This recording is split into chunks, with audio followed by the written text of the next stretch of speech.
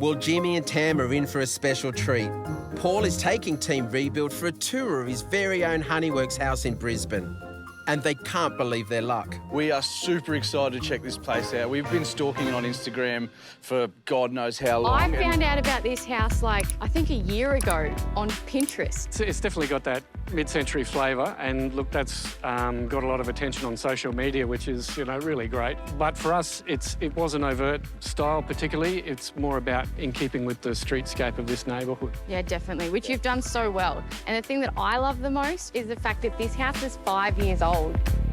We were lucky enough to, salvage and draw on lots of materials and things from the original house that was here, and roll those over into the new house. So there was still a legacy of what was here before, and a touchstone for the owners because it was their house before that for many years. So there's a sense of connection there, which is really important to us. Obviously, we're Team Rebuild, so we want to flatten their houses and start again, but we can recycle some of the bricks that they have in their existing house and make them into the features that this house has. One of the biggest things that stands out to me is that Y column, and that's the biggest nod to mid-century architecture, and it just works perfectly with this house. The traditional structures of those mid-century homes were very crisp and minimal, and luckily we managed to achieve that using the Bondor products, for example, with the elegance finish underneath, which just gave it that little bit of texture and gave us that crisp edge, so it looks like it's floating and hovering, which we're really looking for.